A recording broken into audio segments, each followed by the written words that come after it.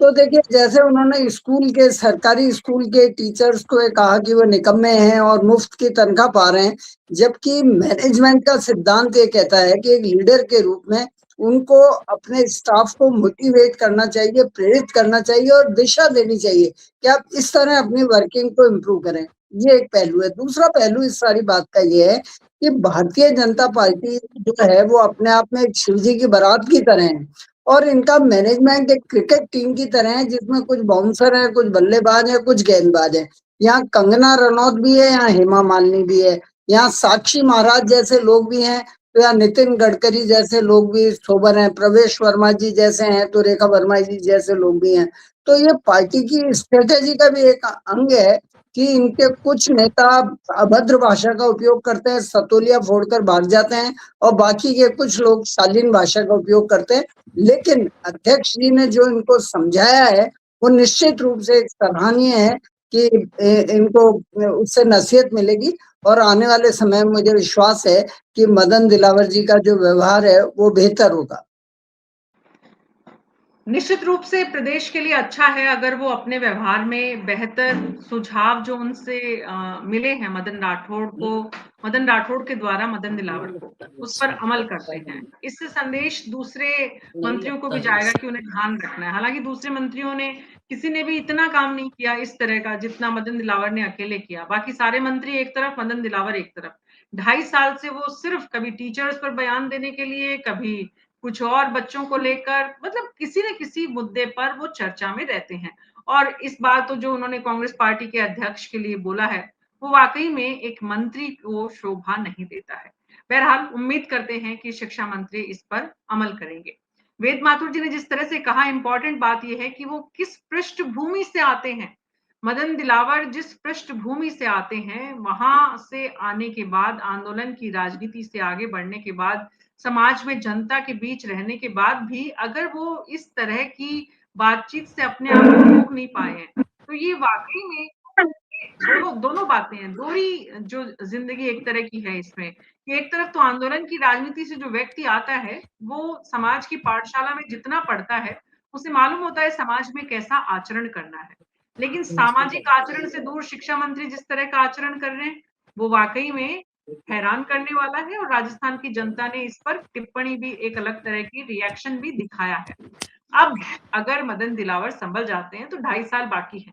शिक्षा के क्षेत्र में उनके पास करने को बहुत कुछ है।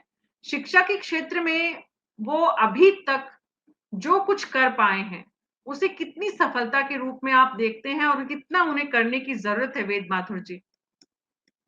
देखिए, ये मदन दिलावर जी भी कई बार कह चुके हैं और ये इस बात को हर बच्चा बच्चा जानता है कि कोई भी सरकारी शिक्षक, शायद ही ऐसा कोई हो जो अपने खुद के बच्चों को सरकारी स्कूल में पढ़ाता हो। अभी पिछले दिनों मैं अपना एक अनुभव बताता हूँ कि मैं अजमेर की मोनिया इस्लामिया सरकारी स्कूल में पढ़ा हूँ। तो मैं जब उस स्कूल में गया, आप मीना जी मानेंगी नहीं, मेरी आंखों में आंसू आ गए। जगह जगह प्लास्टर गिरा हुआ था, टीचर्स नहीं थे। टीचर से मेरी बात हुई तो उसने कहा कि हमने ऐसे बच्चों को एडमिशन दे रखा है ऐसे विषयों में जिनके अध्यापक ही नहीं है। तो आप सोचिए, हम इन बच्चों के भविष्य के साथ खिलवाड़ कर रहे हैं। उस अध्यापक ने खुद ने स्वीकार किया कि जो बच्चे हमने भर्ती किए हैं उनके विषय के अध्यापक ही नहीं है। तो आप सुधार की बात कहेंगे तो वो जीरो है।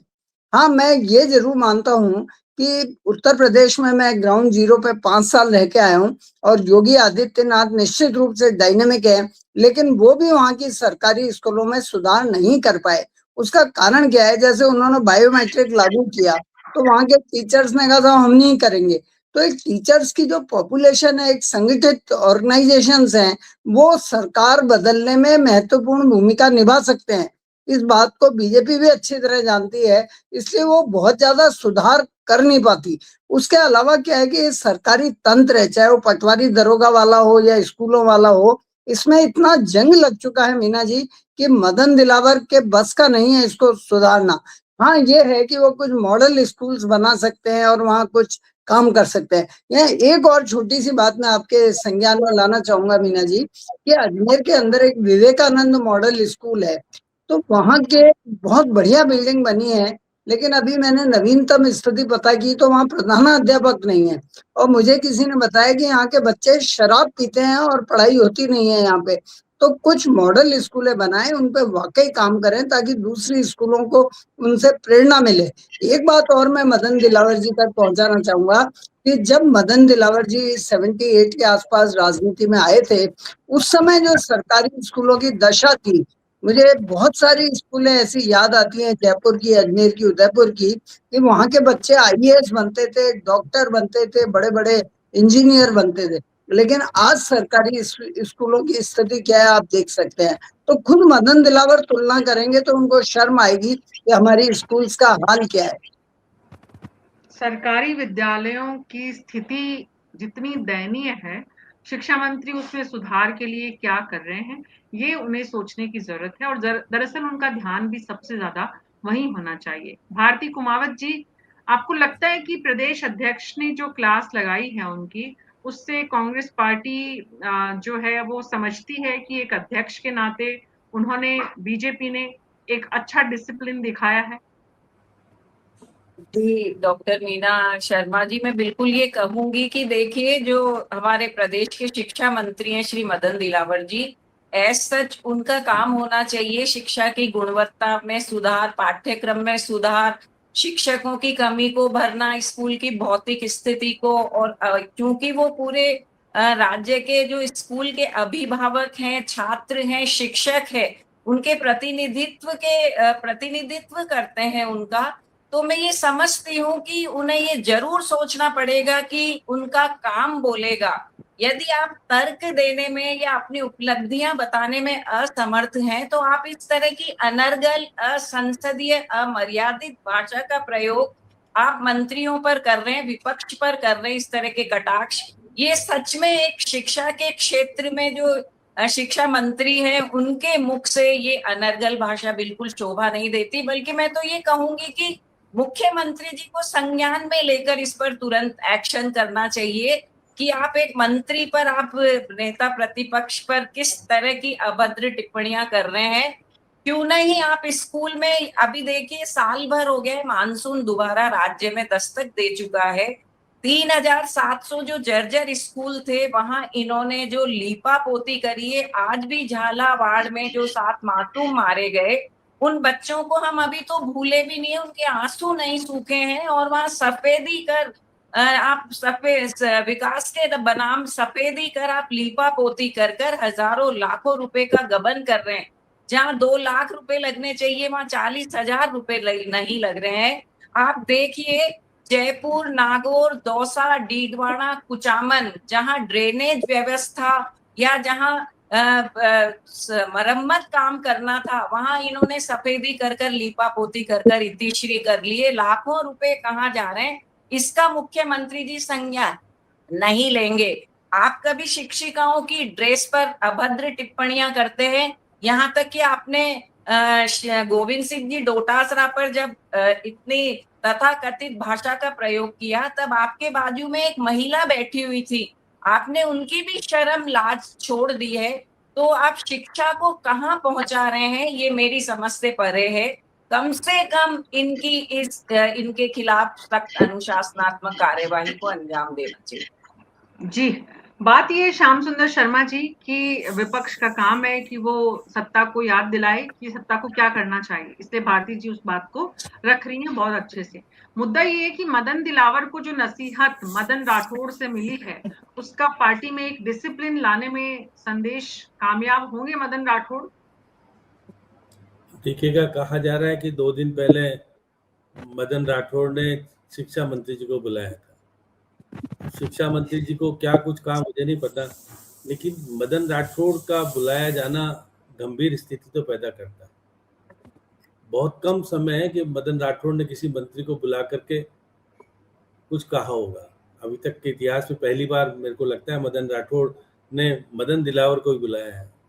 अब देखिएगा, निश्चित रूप से जिस प्रकार की उनके बयानबाजी है कि इंग्लिश स्कूलों की समीक्षा करेंगे, हम उनको बंद करेंगे जो कम बच्चे हैं।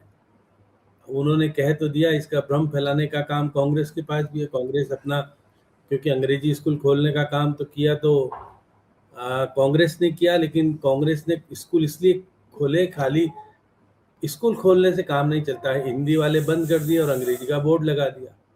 शिक्षकों की भर्ती उस समय भी नहीं हुई और अभी तक शिक्षकों की भर्ती जितनी होनी चाहिए उतनी अभी भी नहीं हुई। 10,000 कैडर बनाना चाहते थे, कांग्रेस नहीं बना के गई।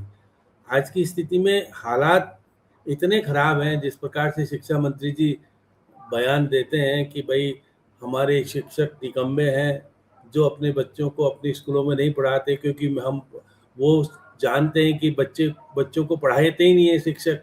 तो ऐसी स्थिति में वो खुद के शिक्षकों को निकम्मा कहते हैं कि पढ़ाना आता नहीं है, उनके बच्चे इसलिए नहीं पढ़ाते। जिस तरह की भाषा का उपयोग, जिस तरह की स्थितियां मदन दिलावर कर रहे हैं, तो आज शिक्षा निश्चित तौर पर 3 साल में तीसरे स्थान से 14वें स्थान पर आ गई है। हमारा 14वें स्थान पे आ गए, तो है तो चिंता का विषय है हमेशा का। अब देखिएगा कि अगर जिस प्रकार से उनको स्पष्ट रूप से कहा जाना चाहिए कि आपके द्वारा जिस तरह के बयानबाजी की जाती है उससे शिक्षा का स्तर तो सुधरता नहीं है, पार्टी की स्थिति निश्चित तौर पर खराब होती है। और खराब होती है तो हम आपको ऐसे रखेंगे नहीं, तो उसको नोटिस कुछ देना चाहिए जिससे कि उनको घबराहट लगे कि मंत्री पद चला जाएगा। तो हाँ, जिस प्रकार से मैं कह सकता हूँ कि आज शिक्षा की स्थिति बेहतर नहीं है राजस्थान की। पैसा हम काफ़ी खर्च कर रहे हैं। अब देखिए, सही बात का भी भारती जी ने कहा कि भाई हमारे 3700 स्कूल जर्जर थे। हाईकोर्ट ने बार बार कहा कि उनकी स्थिति को सुधारा जाए। अब हमारे यहाँ तो 550 करोड़ का उसका प्रावधान कर दिया। प्रावधान के तहत जिस प्रकार से उनकी सुधार किए जाने की ज़रूरत थी वो तो सुधारा तो गया ही कम और कम। जिस प्रकार से मैं भी देख रहा था कि पार्लियामेंट के सदस्य जितने राजस्थान के वो खर्च नहीं कर रहे, तो कम से कम शिक्षा मंत्री जी को उनको सबको पत्र लिखना चाहिए कि आपके लोकसभा क्षेत्र में इतने स्कूल खराब हैं, आप उनकी स्थिति को सुधारने के लिए एमपी फंड से पैसा दे दीजिएगा, तो कम से कम पैसा भी आ सकता था और स्कूलों की स्थिति भी सुधर सकती थी। अब मैं फिर वही वाली बात है कि इन सब काम के लिए अगर मदन दिलावर जी को बुद्धि देने का काम अगर मदन राठौड़ साहब कर रहे हैं तो उसमें निश्चित रूप से कुछ सुधार हो सकता है। मुझे लगता नहीं कि मदन राठौड़ को इतनी ज़्यादा स्थिति ठीक होगी कि मदन दिलावर को ठीक ठाक कर ले, क्योंकि दोनों ही स्वयंसेवक हैं। अब स्वयंसेवक होने के साथ तो अनुशासित तो होना चाहिए, लेकिन मदन राठौड़ तो अनुशासित है और मदन दिलावर अनुशासित नहीं है। वो कभी महिलाओं को कहते हैं कि आपका ड्रेस कोड ठीक होना चाहिए, बहुत सारी चीज़ें ऐसी कह देते हैं जिससे कि भ्रांतियां भी होती है और विपक्ष को बोलने का मौका भी मिल जाता है। दरअसल कहने का तरीका भी होता है श्याम सुंदर शर्मा जी कि आप महिलाओं को ये कहें कि भाई आप जिस क्षेत्र में हैं उस क्षेत्र का अपना एक डिसिप्लिन है और वहां का परिधान एक अलग है और आप परिधान तय कर दें। ज्यादातर सरकारी विद्यालयों में तो महिलाएं साड़ी ही पहनती हैं, लेकिन फिर भी आपको लगता है तो आप ड्रेस कोड तय कर सकते हैं। अगर आपको वो पुरुषों के लिए भी बात लागू होती है। बात ये कि आप कहते किस तरह से हैं, आप कम्युनिकेट क्या करते हैं, आप जनता के बीच में संदेश क्या देते हैं। जिस तरह की शब्दावली का आप इस्तेमाल करते हैं उससे लगता नहीं है दरअसल कि आप शिक्षा मंत्री हैं। बात ये वेद माथुर जी कि राजस्थान की शिक्षा व्यवस्था को लेकर जितनी चिंताएं आपने जाहिर की है, शिक्षा मंत्री मदन दिलावर को हम सुनते हैं तो वो कहते हैं रिजल्ट बहुत अच्छा हो गया सरकारी विद्यालयों का, और ये बात उन्होंने आज से 1 साल पहले कही थी। तो उनके आते ही 1 साल में कैसे रिजल्ट अच्छा हो गया, कोई उनसे लॉजिकली ये बात पूछे। बहरहाल उन्होंने कहा सरकारी विद्यालयों का स्तर बहुत अच्छा हो रहा है हमारे यहाँ पर, लेकिन ये हम सब जानते हैं। खुद शिक्षा मंत्री के परिवार के बच्चे प्राइवेट स्कूल में पढ़ते हैं, खुद शिक्षा सेक्रेटरी, एजुकेशन सेक्रेटरी का बच्चा कहाँ पढ़ता होगा। हम अपने बच्चों को नहीं भेजते हैं सरकारी विद्यालयों में, क्योंकि सरकारी विद्यालयों के हालात ऐसे हैं ही नहीं, ना शिक्षा के लिहाज से, ना सुरक्षा के लिहाज से। तो मदन दिलावर को फोकस करने की जरूरत है कि मॉडल बनाया जाए। हिमाचल प्रदेश के सरकारी विद्यालयों की स्थिति देखते हैं तो बहुत लगता है कि हाँ वहां कुछ काम हुआ है। तो वैसा काम यहाँ पर मदन दिलावर एक नजीर पेश कर सके शिक्षा विभाग में, आपको लगता है कि वो कर पाएंगे ऐसा? पहली बात तो हमें समझनी पड़ेगी कि मदन दिलावर को मंत्री पद से कोई नहीं हटा सकता अगले 2.5 साल। उसका कारण यह है कि एक तो अनुसूचित जाति से आते हैं और दूसरे भारतीय जनता पार्टी के वो कार्यकर्ता रहे और आज भी वो अपने कार्यकर्ताओं में जबरदस्त लोकप्रिय है। तीसरी बात यह है कि जैसा मैंने पहले भी कहा है कि भाजपा को भी कुछ ऐसे नेता चाहिए जो कांग्रेस के नेताओं पे कीचड़ फेंके। कांग्रेस में ही कई ऐसे नेता हैं, खुद डोटासरा भी कई बार असंयमित बयान देते हैं और अनर्गल बातें करते हैं, तो इनको भी कुछ लोग ऐसे चाहिए जो कीचड़ फेंके, तो उनकी कुर्सी सुरक्षित है। अब जहां तक शिक्षा प्रणाली में सुधार की बात है, उसके लिए मैं दिलावर जी को सुझाव दूंगा कि उन्होंने कहा है कि हमारा रिजल्ट बेहतर हुआ है। मैं माध्यमिक शिक्षा बोर्ड के रिजल्ट को रिजल्ट नहीं मानता, मैं इस बात को रिजल्ट मानूंगा कि आपके कितने बच्चे आईआईटी में गए, कितने बच्चे मेडिकल में गए, कितने बच्चे लॉ का जो 5 ईयर कोर्स होता है उसमें गए। तो आप अनुपात निकाल के देखेंगे तो मुझे, देखिए मैं एक बहुत आज क्रूड बात कहने जा रहा हूँ मीना जी। मैं कई सरकारी स्कूलों में गया मोटिवेशनल लेक्चर देने के लिए, और मुझे कई जगह तो ये लगा मुझे आधा लेक्चर ही बीच में समाप्त करना पड़ा ये सोच के कि मैं जो बोल रहा हूँ वो व्यर्थ जा रहा है। तो सरकारी स्कूलों से लौटने के बाद फ्रेंकली मुझे लगता है कि ये स्कूलें बेलदार तैयार कर रही है, मतलब मजदूर तैयार कर रही है। फर्क सिर्फ इतना है कि ये ऐसे मजदूर तैयार कर रहे हैं जो अपना मजदूरी का हिसाब किताब रख लेंगे। इनमें से बहुत बड़ी संख्या में लोग आईआईटीएन बनेंगे, मेडिकल में जाएंगे, डॉक्टर बनेंगे, आरएएस बनेंगे, ऐसा मुझे लगा नहीं, मेरा अनुभव है। अब मदन दिलावर जी को मेरा यह भी सुझाव है कि यदि वो शिक्षा पद्धति में वाकई सुधार चाहते हैं तो शिक्षाविदों के साथ साथ कुछ अभिभावकों और सफल एंटरप्रेन्योर्स को बुला के उनसे फीडबैक लें कि हमारी स्कूल के बारे में क्या फीडबैक है। आजकल जो मैनेजमेंट के कॉलेजेस हैं वो अपने यहाँ उद्योगपतियों को बुला के पूछते हैं कि आपको किस तरह के एग्जीक्यूटिव्स चाहिए ताकि हम उस तरह की शिक्षा प्रदान करें, तो ये काम करें। हाँ, एक बात जो मेरे पूर्व वक्ता ने कही उससे मैं थोड़ा डिफर करता हूँ, स्कूलों की मरम्मत के बारे में। देखिए मरम्मत का जो इशू है पीडब्ल्यूडी विभाग का है, वहां भयंकर भ्रष्टाचार है और उस भ्रष्टाचार को कोई नहीं मिटा सकता। भजन लाल जी भी नहीं मिटा सकते, योगी जी भी नहीं, मोदी जी भी नहीं, कोई नहीं मिटा सकता।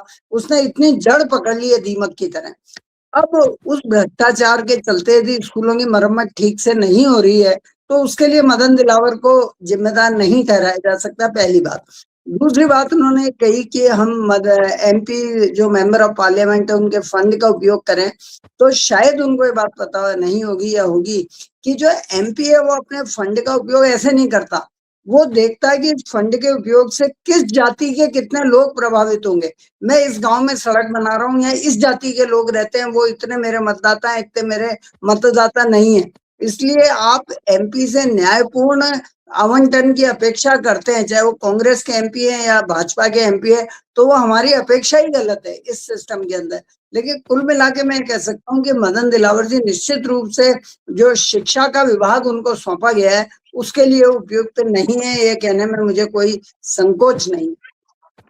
तो शिक्षा विभाग के लिए उपयुक्त नहीं है लेकिन कांग्रेस पर काउंटर करने के लिए उपयुक्त है और इसीलिए उनको ये जिम्मेदारी दी गई। लेकिन अब मदन दिलावर को ये लगा कि भाई कांग्रेस को काउंटर करिए लेकिन शब्दों का ध्यान रखिए, बीजेपी की मान प्रतिष्ठा का ध्यान रखिए, इसलिए ऐसे ऐसे शब्दों का इस्तेमाल करिए कि कांग्रेस पर तो हमला हो लेकिन शिक्षा मंत्री के सम्मान में कमी नहीं आए।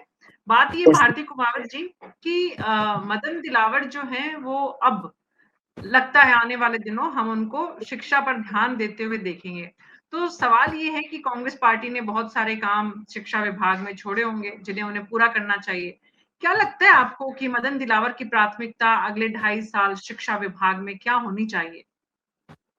देखिए अभी हमारे जो अर्थशास्त्री जी बैठे हैं, शायद वेद जी भाई साहब, इन्होंने जिस तरह से कहा कि उनका पद बहुत सुरक्षित है, तो ये मैं समझती हूँ कि इस पद का दुरुपयोग इतने संवेदनशील, जो हमारे राज्य ही नहीं पूरे देश के नौनिहालों के भविष्य से जुड़ा हुआ अति संवेदनशील विभाग समझती हूँ मैं। इन्हें ये समझना चाहिए कि चाहे सरकार किसी की भी रही हो, शिक्षकों के कंधों पर हर विभाग का बोझ है। चाहे स्वास्थ्य का क्षेत्र हो, शिक्षा का तो है ही है, चाहे चुनाव आयोग हो, कई विभाग शिक्षकों के कंधों पर लाद दिए जाते हैं। दूसरी तरफ आप उन पर इतनी अभद्र टिप्पणी भी कर रहे हैं कि मास्टर कभी भी अपने बच्चों को सरकारी स्कूल में नहीं पढ़ाता है। मैं मंत्री महोदय से ये पूछना चाहती हूँ कि आप बताएं किन किन मंत्रियों के या विधायकों के, सांसदों के बच्चे सरकारी स्कूल में पढ़ रहे हैं। मान लीजिए आप जो बच्चे अभी यहाँ पढ़ रहे हैं, आप उनको तो प्रॉपर टाइम दे नहीं पा रहे हैं। विभिन्न योजना में मतलब इनको इतना प्रताड़ित किया जाता है शिक्षकों को अभी हाल ही में जो ये जनगणना इन्होंने चालू करवाई, तो कई शिक्षिकाओं की ये शिकायत थी कि उनके खिलाफ फोन पर FIR की धमकियां दी जा रही है। कम से कम उन महिलाओं की या उन शिक्षकों की हमें मजबूरी भी समझनी चाहिए। उसके बावजूद इन्हें इस तरह से प्रताड़ित करना, शिक्षक 1.25 लाख शिक्षकों की कमी से प्रशासनिक पदों से शिक्षा विभाग जूझ रहा है। और मैं ये बता दूं कि इस वर्ष जो शिक्षक भर्तियां निकाली है पिछले 11 वर्षों की तुलना में सबसे कम है। शायद मदन दिलावर जी को तो इसका एहसास भी नहीं होगा। पूरा राजस्थान ही नहीं, पूरा देश शिक्षा के नाम पर आज जिस संकट के दौर से गुजर रहा है, वहां अति संवेदनशीलता जहां हमारे शिक्षा मंत्री जी को बदलनी चाहिए। भारतीय जनता पार्टी भी उनकी इस अनर्गल बयानबाजी को लेकर, जबकि उन्होंने शिक्षा को एक प्रयोगशाला या एक सर्कस बनाकर छोड़ दिया है, मैं कतई नहीं समझती कि वो प्रदेशाध्यक्ष जी के काबू में आएंगे। उनकी ये बयानबाजी तो हमेशा हम शुरू से देख रहे हैं, कुछ भी बोलना है, कुछ भी एक्सपेरिमेंट शिक्षा में करना है कि आप एक परिवार को ये अधिकार होता है कि आप बच्चे का नाम रखिए, आप उस नामकरण के बाद भी उन बच्चों की खिल्ली उड़ा रहे हैं और उसके बावजूद इतने गंदे नाम आपके प्रशासन ने उन बच्चों के सजेस्ट किए, फिर उन्हें बैकफुट पर आना पड़ा। तो कभी तो आप अपने अंदर झांक कर देखिए, कभी शिक्षिकाओं की पोशाक को लेकर, मतलब कुछ भी पाठ्यक्रम को लेकर, अरे आप पाठ्यक्रम सुधारिए, बच्चों से मिल बैठकर, शिक्षाविदों से मिल बैठकर चर्चा करिए, तो शायद आप उनसे भी कुछ सीख पाएंगे कि शिक्षा के क्षेत्र में सरकार ने मुझे जो जिम्मेदारी दी है। और ये केवल मदन दिलावर जी की अनर्गल बयानबाजी नहीं, उनके कितने शिक्षा मंत्रियों ने जिम्मेदारी नहीं, ये राजस्थान पूरी सरकार की जिम्मेदारी है। राजस्थान के कितने शिक्षा मंत्रियों ने दरअसल शिक्षा विभाग को गंभीरता से लिया और शिक्षा विभाग में नवाचारों पर ध्यान दिया, सरकारी विद्यालयों के में शिक्षण के स्तर को ऊंचा करने के लिए काम किया। याद आता है श्याम सुंदर शर्मा जी आपको? देखिए मीना जी, अगर राजनीतिक तौर पर स्कूलों का अगर खोली जाती हैं या उनका क्रमोन्नत किया जाता है तो फिर स्थिति सुधरेगी कैसे? आवश्यकता के अनुसार अगर शिक्षा विभाग स्कूलों को खोले और क्रमोन्नत करे तो सुधार भी हो सकता है। मैं कह सकता हूँ शिक्षकों की कमी, अब आप देखिएगा सरकारी स्कूलों में 2 शिक्षक हैं और 5वीं तक पढ़ाई करा रहे हैं, कैसे कराते होंगे? ये कोई बीजेपी के राज में नहीं, कांग्रेस के राज में भी चलता था। भारतीय जी, आपके भी राज में इतने ही शिक्षक हुआ करते थे। तो आप बताइए कि वो बच्चों को जो पढ़ाने के लिए, क्योंकि गांव में तो मजबूरी है, वहाँ तो प्राइवेट स्कूल इतने नहीं है जितने शहर में है। तो ऐसी स्थिति में निश्चित तौर पर पढ़ाई का स्तर, अब देखिए क्वालिफाइड शिक्षक तो हैं शिक्षा विभाग में, इस मायने कि बिना बीएड बिना उसके लेते ही नहीं है। हम फिर कह सकते हैं कि जिस तरह की बयानबाजी हो रही है उसके बजाय शिक्षा का स्तर कैसे सुधरे, ये शिक्षा मंत्री के स्तर पर निर्णय नहीं होना है। ये नीतिगत निर्णय होने के लिए मुख्यमंत्री जी को हस्तक्षेप करना पड़ेगा और मुख्यमंत्री जी को बहुत सारे निर्णय लेने पड़ेंगे कि हम शिक्षा का स्तर कैसे सुधार सकते हैं। अब ये 2 दिन पहले आपने RTE के बारे में कहा था कि 1.5 लाख बच्चे हैं, उनका एडमिशन नहीं हो रहा। अब ऐसी स्थिति में आप कह सकते हैं, क्योंकि मैंने उस वक्त भी कहा था कि आदर्श विद्यालय के रूप में अगर महात्मा गांधी विद्यालय को बनाया जाए तो मैं कह सकता हूं कि उनका स्तर भी सुधरेगा और बच्चों को अच्छी शिक्षा ग्रामीण स्तर पर मिल पाएगी। उस पर चिंता नहीं हो रही है। अब देखिएगा शिक्षा मंत्री बयान दे रहे हैं, अब शिक्षा मंत्री का भी तो कम से कम कितने शिक्षक हैं, कितने शिक्षित हैं, ये भी ध्यान रखना पड़ेगा, क्योंकि शिक्षा विभाग कम से कम ऐसे व्यक्ति को शिक्षा मंत्री बनाना चाहिए जो कि ठीक ठाक पढ़ा लिखा हो, उसको मायने भी समझ में आने चाहिए कि शिक्षा का क्या अच्छा होने से क्या महत्व मिलता है। अगर वो RSS के हैं और इसके कारण शिक्षा विभाग भी दे दिया, पंचायत विभाग भी दे दिया, वो दौरे भी करते हैं, कुछ अपने स्थिति को सुधारने के लिए जो कुछ करते भी होंगे, लेकिन जिस प्रकार का माहौल बनना चाहिए विधानसभा में, जिस प्रकार की चर्चा होकर के निर्णय होने चाहिए। अब देखिएगा कि पूर्व शिक्षा मंत्री डोटासरा जी ने कितना सुधार किया ये आपको ही पता है। खुद पूर्व मुख्यमंत्री जी ने साथ में कहा कि शिक्षकों के तबादले में क्या होता है। भारती जी, आपको भी पता है कि शिक्षकों ने क्या जवाब दिया होगा। तो ऐसी स्थिति में निश्चित तौर पर शिक्षा विभाग को सुधारने के लिए मुख्यमंत्री स्तर पर मनन भी होना चाहिए, चिंतन भी होना चाहिए, नीति भी बदलाव होना चाहिए, बहुत सारी चीजें अगर होनी चाहिए तो मुख्यमंत्री कर सकते हैं। शिक्षा मंत्री अकेले अपने स्तर पर बहुत कुछ नहीं कर पाएंगे। जिस प्रकार से डोटासराजनी में अंग्रेजी की स्कूल खोलने का एक्सपेरिमेंट किया, तो मुख्यमंत्री अशोक गहलोत ने सहयोग किया इस कारण से पूरे प्रदेश में, लेकिन खोल दिए ज्यादा, जितने खुलने चाहिए उतने नहीं खोले। तो ऐसी स्थिति में उनका आज भी स्तर नहीं सुधार पाने में सक्षम है। यही कारण है कि 300 ऐसे विद्यालय हैं महात्मा गांधी जिनमें बच्चे नहीं है, शिक्षक भी हैं। तो ऐसी स्थिति में चिंता का विषय तो है। उनको बंद किया जाना भी निश्चित तौर पर शिक्षा विभाग के लिए ठीक भी हो सकता है, क्योंकि मैं कह सकता हूँ कि वहाँ बच्चे ही नहीं होंगे तो पढ़ाओगे कैसे? वहाँ हिंदी मीडियम के महात्मा गांधी खोलो, हिंदी मीडियम के स्कूल जैसे चलते थे, अब कई बार तो ये हो गया है कि अंग्रेजी मीडियम का स्कूल तो खुल गया और शिक्षा में जो हिंदी मीडियम के बच्चे थे उनको पढ़ाने की कोई व्यवस्था ही नहीं गांव में। अब वो बच्चे जाएंगे कहाँ? किस तरह की स्थितियां बनेगी? क्योंकि उनको अंग्रेजी आती ही नहीं। अगर एडमिशन भी हो गया तो वो पढ़ेंगे नहीं, पढ़ ही नहीं पाएंगे। तो ऐसी जो विचित्र अलग तरह के निर्णय हुए और जिनके कारण बच्चों में जिस तरह की स्थितियां पैदा हुई, उसको सुधारने के लिए मुख्यमंत्री स्तर पर शिक्षा भी होनी चाहिए। मुख्यमंत्री के स्तर पर प्रयास हो और मदन दिलावर उसमें साथ लें। एक बात में, अभी आप कह रहे थे मदन राठौड़ ने बुला करके फटकार लगाने की बात आ रही थी, लेकिन उसके बाद वो भरतपुर में रामलाल जो केंद्र में संगठन मंत्री रहे उनसे मिलके आए और वहां पर देखिएगा केंद्रीय वन मंत्री भी बैठे हुए थे, यादव साहब। तो अब देखिएगा अगर वो केंद्र वाले राष्ट्रीय स्तर के नेताओं से मिलने, तो उनको पता है कि मदन राठौड़ को कहलवाना होगा तो वहां से कहलवा भी लूंगा। तो लेकिन मदन राठौड़ निश्चित तौर पर मुख्यमंत्री जी के साथ बैठ करके उनके साथ समीक्षा भी करें, शिक्षा विभाग में सुधार करने का प्रयास भी करें और भर्ती कैसे हो और किस तरह से सुधारा जाए, उसमें सुधारने की व्यवस्था की जानी चाहिए। और आम लोग इवेंट्स तो बहुत सारे हो रहे हैं, इवेंट्स तो बहुत सारे हो रहे हैं, लेकिन काम कितना हो रहा है? सरकारी इवेंट्स की श्रृंखला बंधी हुई है, एक के बाद एक, एक के बाद एक, लेकिन ग्राउंड पर उनका काम कितना असरदार हो रहा है, ये इम्पोर्टेंट है। बहुत बहुत शुक्रिया आप सबका इस चर्चा में शामिल होने के लिए।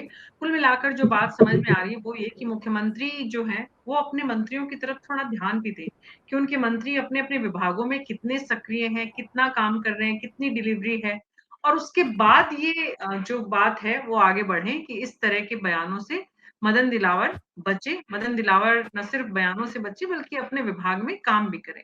उम्मीद करते हैं आने वाले दिनों में वो कुछ काम करते हुए नजर आएंगे। जैसा श्याम सुंदर शर्मा जी ने कहा कि वो वर्कर रहे हैं, वेद माथुर जी ने भी कहा वो आरएसएस से जुड़े हुए रहे हैं। इसका मतलब ये कतई नहीं है कि समाज की जो धारा है उसके विपरीत वो इस तरह की शब्दावली या इस तरह के बयानों की बौछार करें जो समाज को कोई अच्छा संदेश नहीं दे। उम्मीद करते हैं आने वाले दिनों में ऐसा नजर नहीं आएगा। हमारे दर्शक क्या सोचते हैं, उनको क्या लगता है कि टावर आन नहीं देंगे, मदन राठौड़ की फटकार काम करेगी और राजस्थान सरकार जो है वो अब आगे काम करती हुई नजर आएगी? आपके जवाब कमेंट बॉक्स में हमें जरूर बताइए और मुझे अनुमति दीजिए।